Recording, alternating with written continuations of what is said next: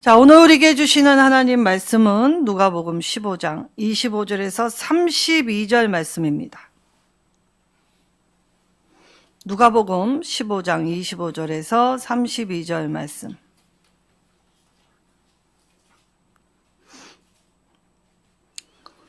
제가 하나님 말씀 봉독하도록 하겠습니다.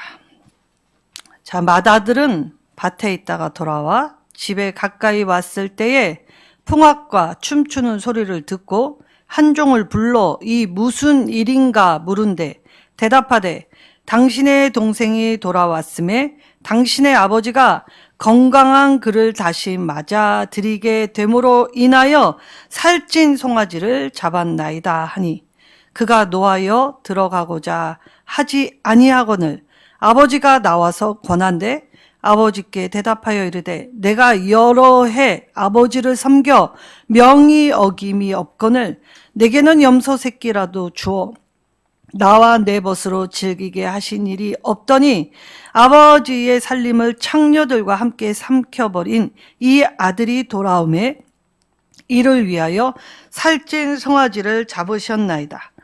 아버지가 이르되 예 너는 항상 나와 함께 있으니 내 것이 다 내 것이로되 이 내 동생은 죽었다가 살아났으며 내가 잃었다가 얻었기로 우리가 즐거워하고 기뻐하는 것이 마땅하다 하니라.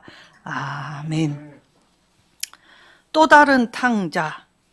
자, 많은 사람은 오늘 이 첫째 아들을 제2의 탕자, 또 다른 탕자라고 부릅니다. 사실 누가복음 이 15장에는 잃은 양, 잃은 드라크마, 잃은 아들의 비유가 나와 있죠.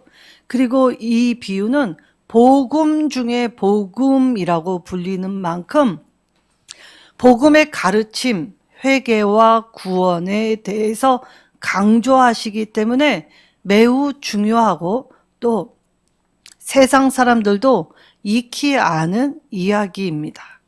근데 진짜 복음이 무슨 뜻인지 깨닫지 못하기에 복음의 능력 우리가 안다고 생각하면서도 손에 주어지지 않지요. 자, 이렇게 하면 능력이 임한다라고 해도 실상 안 되더라 하고 자포자기합니다. 그러나 내가 하는 것이 아니라 하나님이 하십니다. 그럼 나는 무엇을 해야 하나? 오늘 이 첫째 아들의 모습을 통해 살펴보도록 함께 하겠습니다. 자, 지난 시간에 둘째 아들은 고난으로 인하여 아버지를 떠올렸고 그리고 아버지께 돌아오는 것을 실천하였지요. 자, 고통이라는 선물을 받았습니다. 우리는 고통이 왜 선물이냐라고 하지만 이 고통으로 아버지를 떠올리고 아버지께 나오기 때문에 사실 우리에게 고통, 문제와 상황은 하나님이 주신 선물이지요. 그리고 이 고통은 삶 속에서 경험하는 거기 때문에 생명을 주신 하나님의 선물입니다. 그러니까 삶도 선물이고 고통도 선물이지요.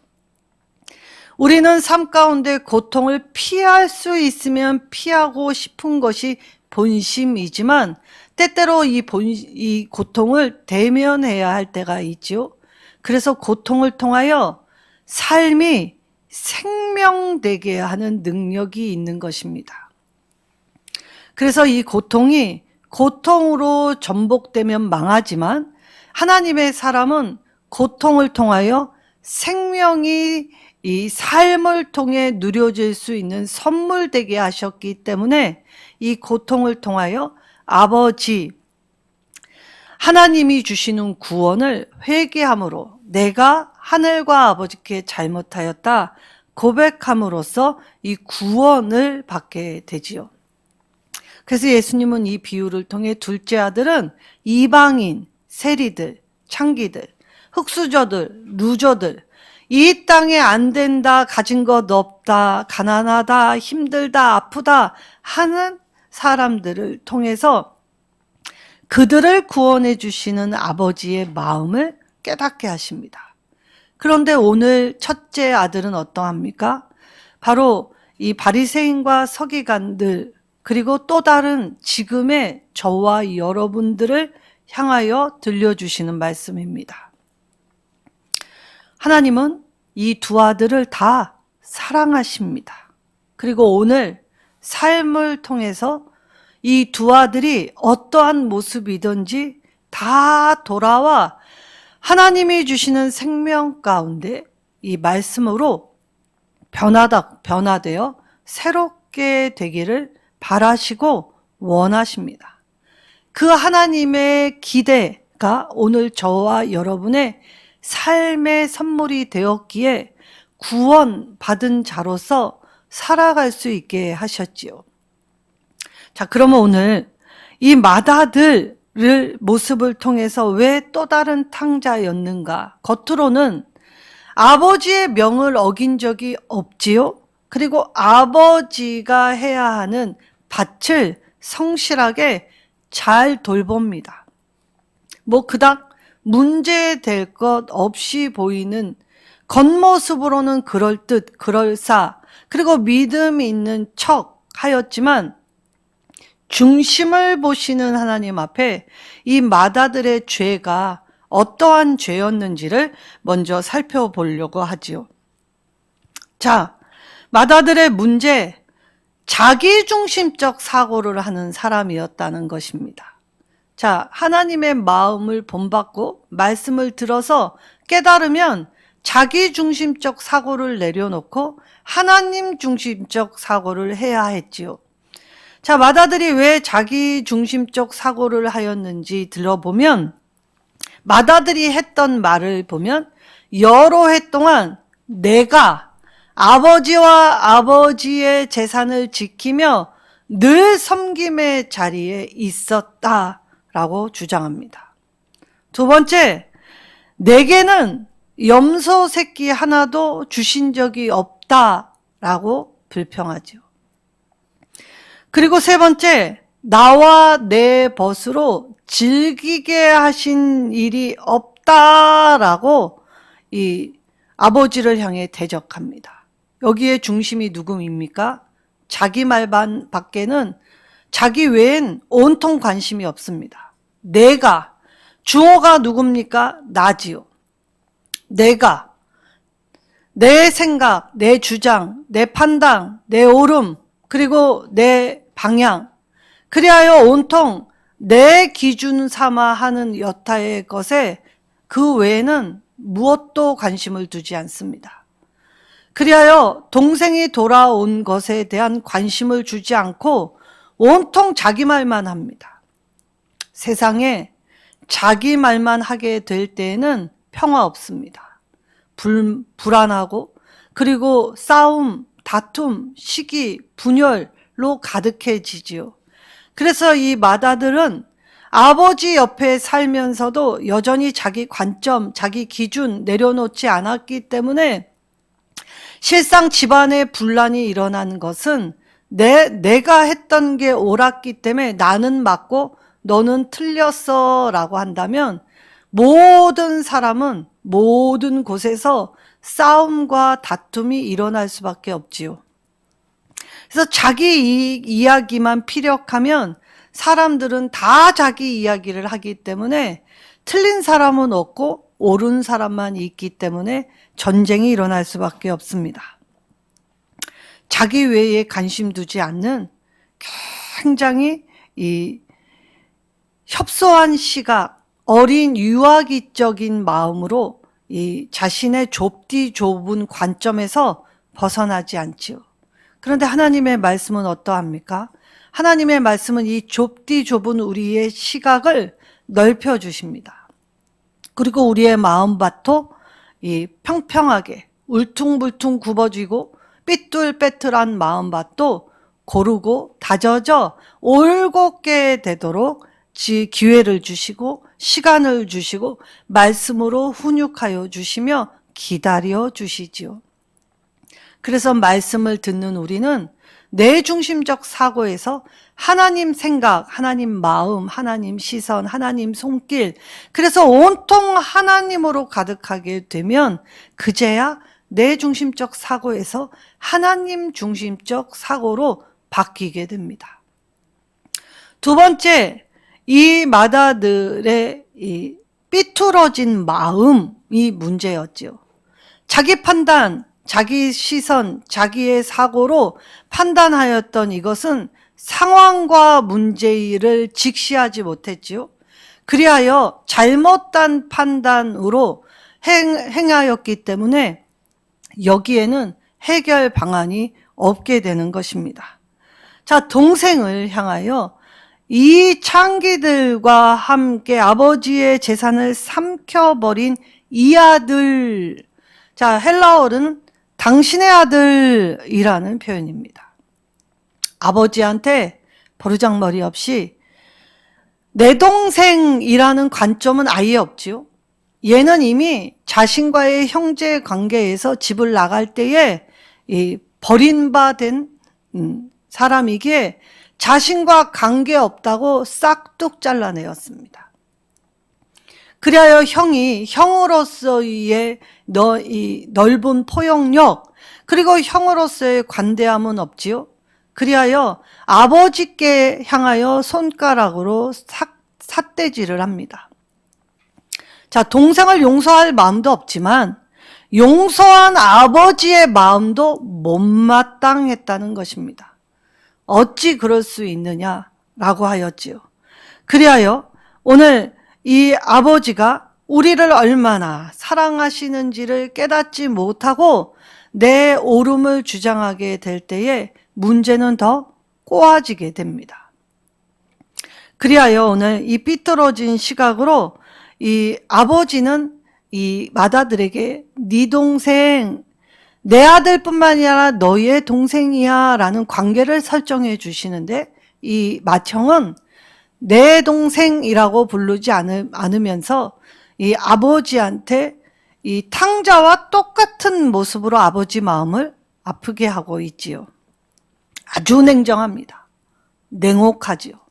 그리하여 일말의 자비나 그리고 용서하려고 하는 조금의 틈도 있지 않습니다. 삐뚤빼뚤한 시각을 가지면 그 마음으로 무엇을 대하든지 우리의 삶이 삐뚤어집니다. 자, 내가 누군가를 위해 이야기를 하였는데 결국은 돌고 돌아 내 삶이 삐뚤어지면, 그래서 건강하지 않으면 내 삶이 건강해질 수 없지요.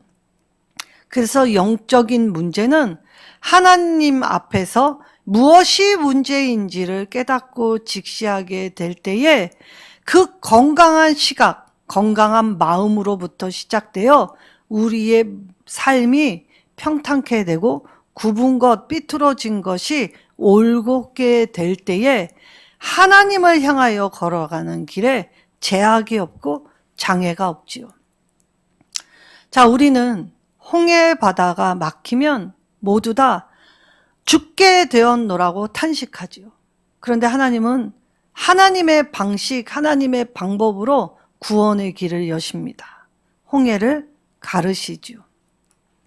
내가 생각할 때는 이 방법이 맞는데 이것으로 지금 이때에 움직이셔야 하는데, 하나님은 하나님의 창조적인 방식으로 홍해를 갈라서 나만 구원한 게 아니라 내 자식도, 내 부모도, 그리고 내 친척도, 내 지역에 있는 모든 사람도 함께 그 홍해 바다의 넓은 구원의 길을 걸어갈 수 있게 하시지요. 자, 때때로 하나님이 이 세상에 우리를 보내신 방식이 다 다양하기 때문에, 그래서 얼굴 모양 다르고 성품 다르고 자기의 일하는 모든 달란트가 다 다른 방식으로 구원하시기 때문에 하나님은 세상의 방식에 딱 이거다라는 해법을 주시지 않습니다. 그래서 어떤 사람에게는 하나님이 하실 일을 빨리 하실 때가 있지요. 하나님도 급하시기 때문에 휘몰아서 빨리 움직이실 때가 있습니다.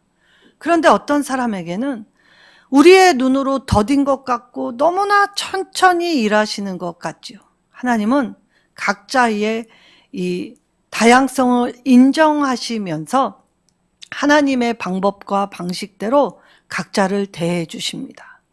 이때에 홍해를 걸렀던 하나님께서 왜 지금은 홍해를 가르시지 않느냐라고 할 때 예수님은 어떠한 역사를 쓰셨습니까?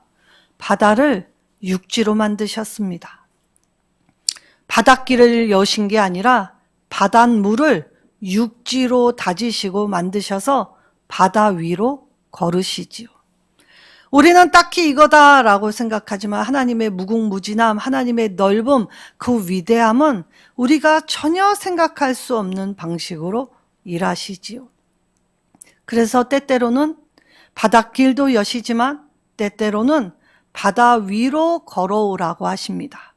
그리고 절벽, 벼랑 끝에 선 나를 하나님 구원해 주세요라고 하실 때 주님이 나를 때로는 절벽 가운데로 밀어버리십니다.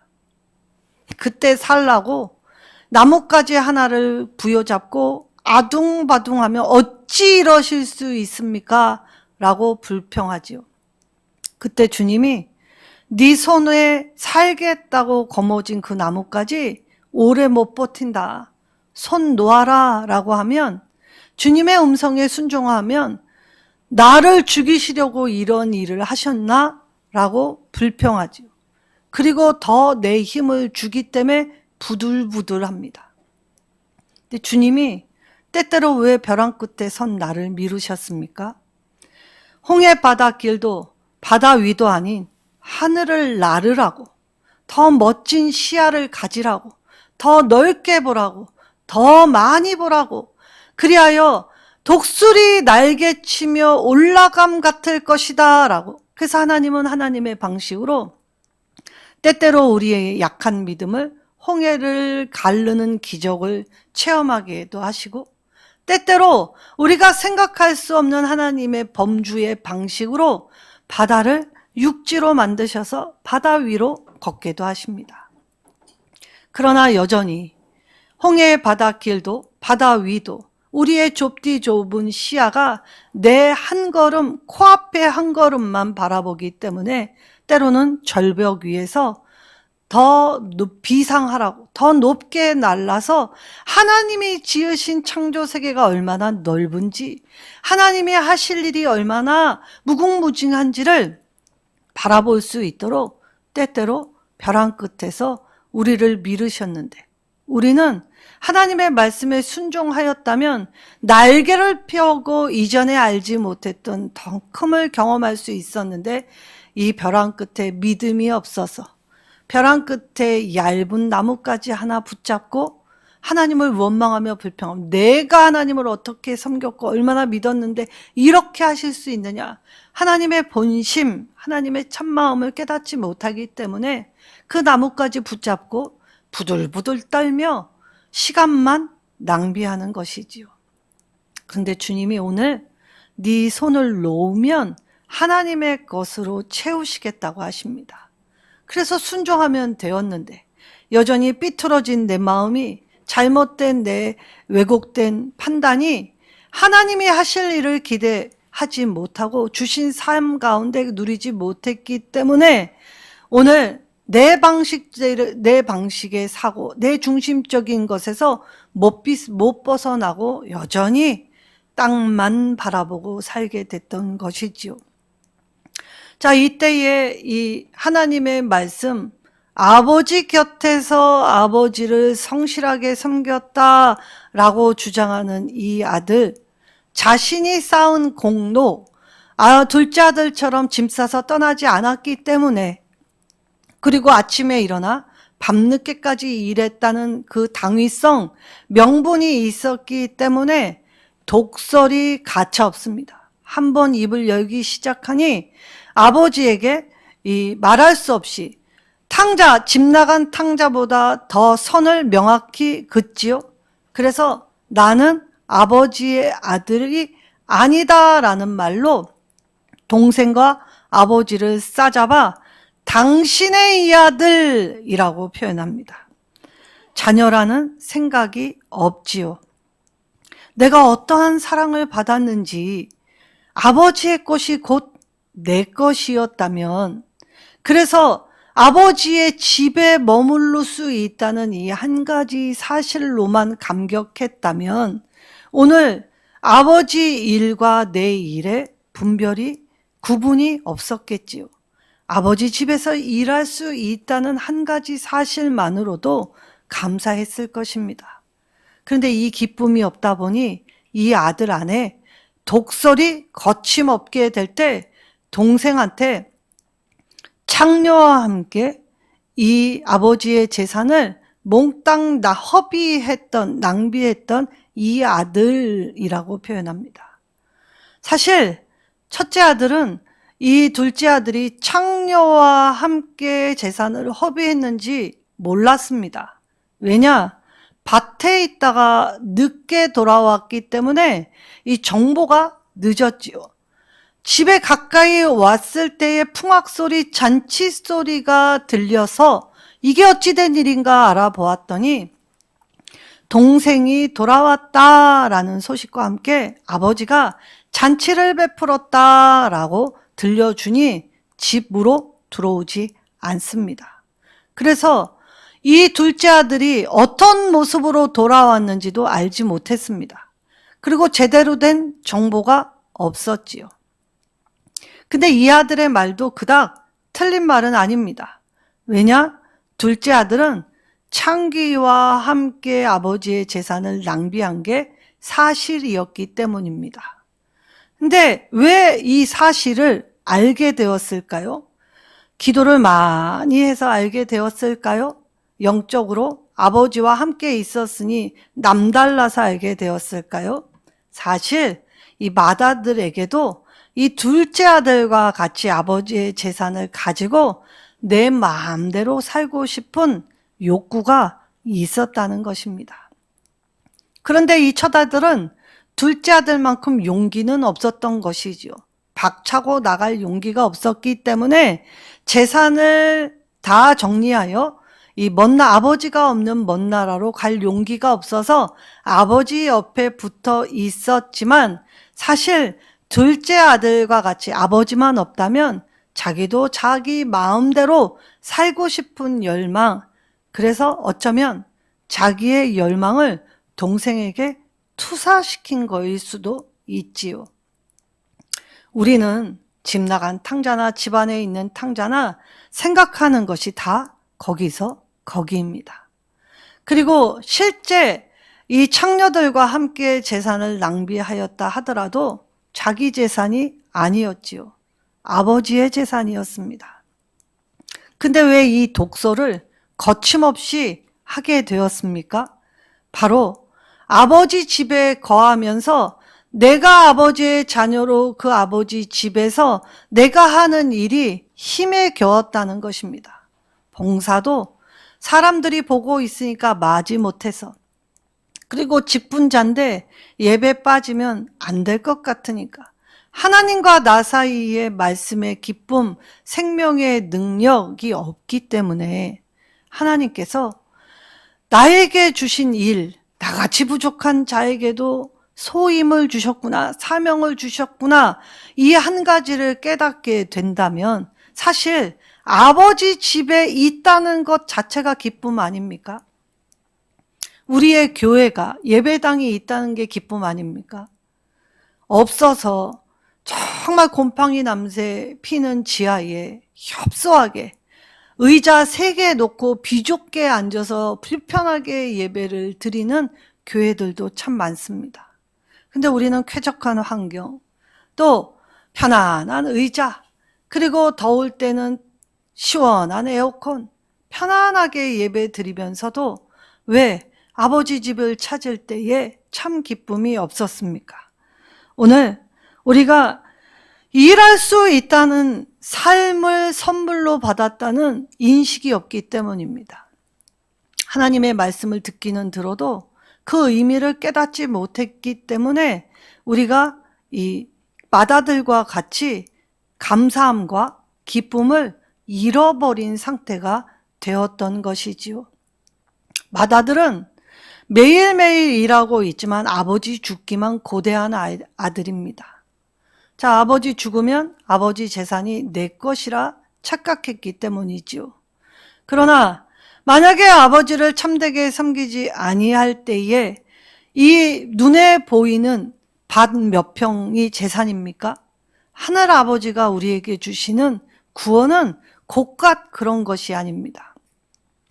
천국은 너무나 좋은 것이라 듣기는 하였지만 가늠할 수 없기 때문에 꿈꾸지 않습니다.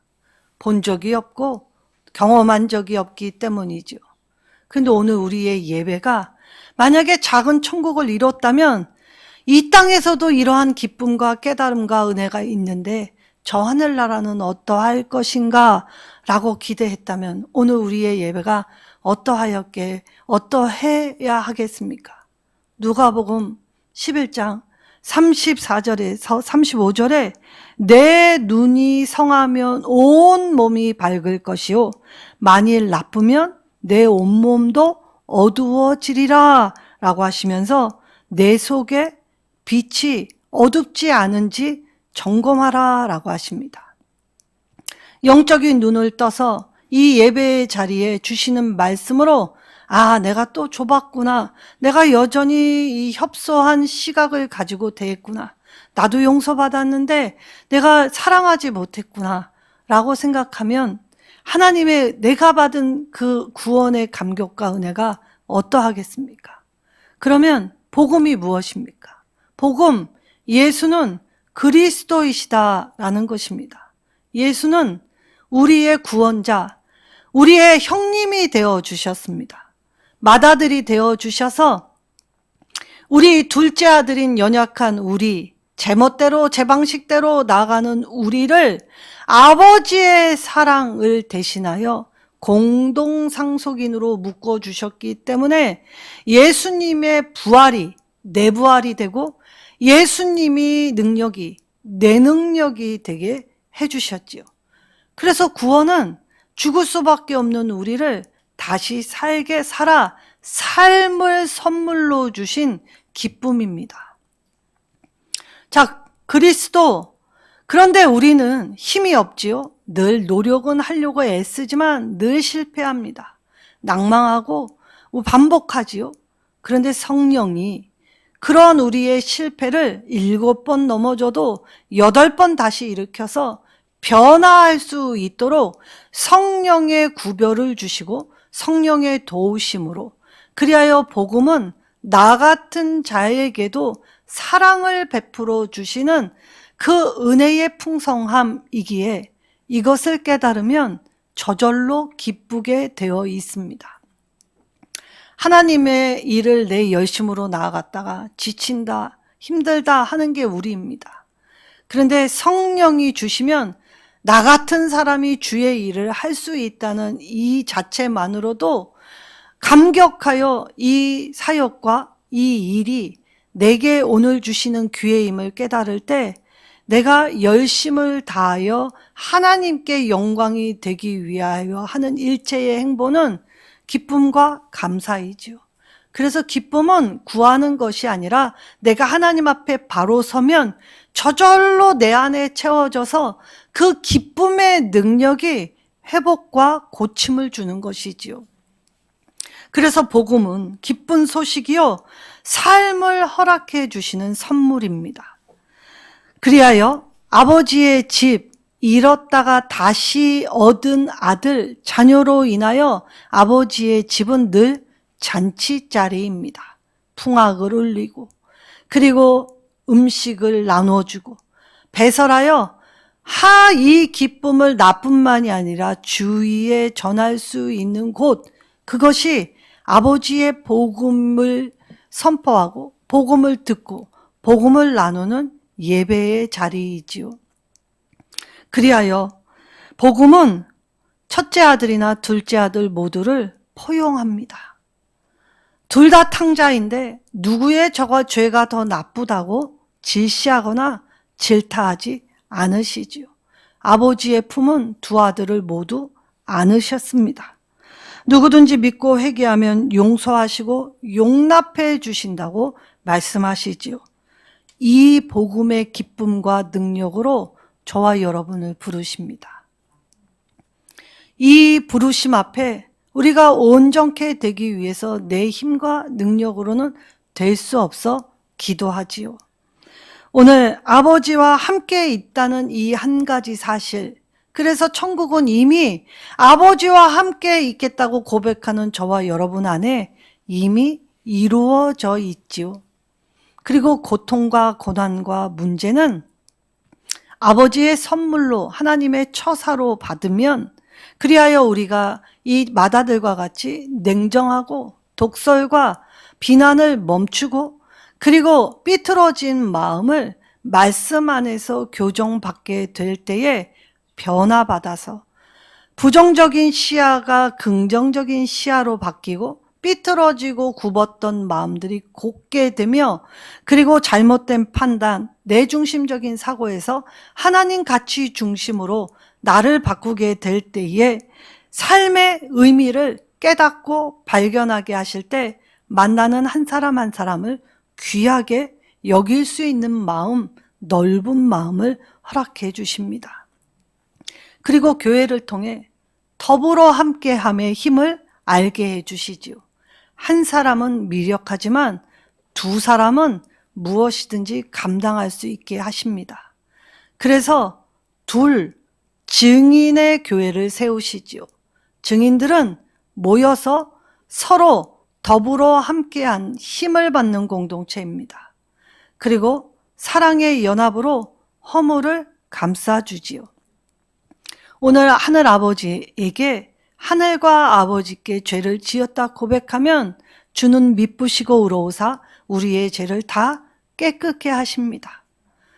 이 복음의 기쁨, 즐거움, 은혜, 풍성함을 저와 여러분에게 부어주실 때에 우리 어찌 하나님 말씀 안 읽고 어찌 이 고난이 힘이 든다고 불평을 하겠습니까? 오늘 하나님이 나에게 주실 때 우리가 빠지기 쉬운 마음, 함정, 바로 이 비난함, 정죄함, 하나님과 같은 자리에 서서 판단하는 내 모든 주장, 내 마음 다 내려놓고 하늘 아버지가 구원해 주신 사랑으로 채워서 사랑으로 허물을 감싸고 사랑으로 하나의 연합을 이루면 우리가 기도하는 모든 제목은 다 이루어집니다. 홍해도 가를 수 있고 바다 위도 걸을 수 있으며 낭떠러지 절벽 위에서도 비상할 수 있게 되지요. 하나님은 오늘 이 마음으로 저와 여러분을 부르시고 품어주셨지요. 그렇다면 이 마음 우리도 품어서 더 많이 섬기는 자리가 내 삶의 선물로 받은 자리로 섬기고 나눠주고 베풀어 주게 될 때에 우리 안에 이루어 놓으신 천국을 저 천성 가서 다 누릴 수 있도록 함께 해 주실 것입니다. 천국은 참 좋은 곳입니다. 그러나 천국이 없다 한들 내 주님이 지금 내 사랑하는 주님이 내 옆에 나와 함께 계신다는 그 자체로만도 만족하면 되지 않겠습니까? 주님 계신 곳이 천국이고 주님은 이 땅에서뿐만이 아니라 저 천성에서도 항상 우리와 함께 해주신다고 하셨습니다. 우리 모두 다 한 사람도 예외 없이 저 천성을 향해 찬송하며 감사하며 기뻐하며, 그래서 말씀의 깨달음과 기도의 소통함을 가지고 저 하나님이 주신 영의 우주의 창공을 나를 때 마음의 밭을 넓히고 영의 시선과 마음의 밭을 하나님이 주시는 것으로 채워서 주님이 주시는 풍성함을 받아 누리기에 합당하고 이 부르심에 온전한 저와 여러분 되시기를 예수님의 이름으로 축원합니다.